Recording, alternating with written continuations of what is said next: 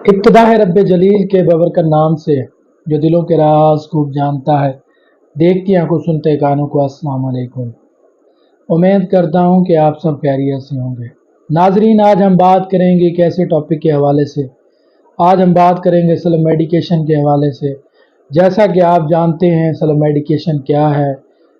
तो दोस्तों, self medication doctor के नुस्खे के बगैर दवाई इस्तेमाल करना सेल्फ मेडिकेशन कहलाता है। हमारे यहाँ सेल्फ मेडिकेशन का जो रिवाज है बहुत ज़्यादा अहम है। इसी तरह देखा जाए तो ज़िंदगी एक अनमोल तोहफ़ा है, लेकिन हम पाकिस्तानी हैं जो जुगाड़ियाँ लगाते हैं। हर जगह पे हमारी यही कोशिश होती है कि हम कोई ना कोई जुगाड़ी लगा लें।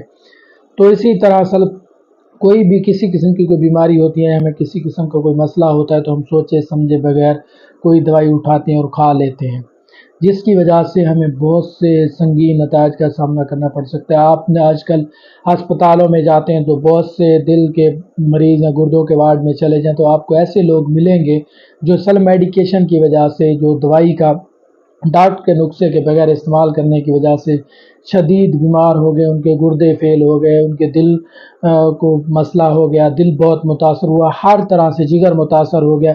जब भी हम कोई मेडिसिन खाते हैं, अगर सेल्फ मेडिकेशन के तौर पर इस्तेमाल करते हैं, हमें इसी दवाई की ज़रूरत हो या नहीं होती, तो जिसकी वजह से हमें बहुत ज़्यादा संगीन नतायज का सामना करना पड़ता है। इसी तरह बहुत सा बेतरीक एंटीबायोटिक का जो इस्तेमाल है सेल्फ मेडिकेशन के तौर पर हो रहा है।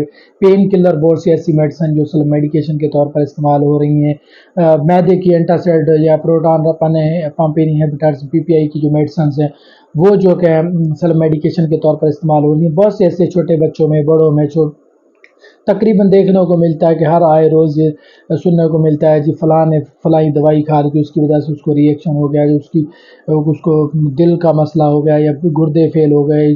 सम टाइम तो ऐसे भी होता है कि सर मेडिकेशन की वजह से बहुत से लोगों की जान भी चली जाती है।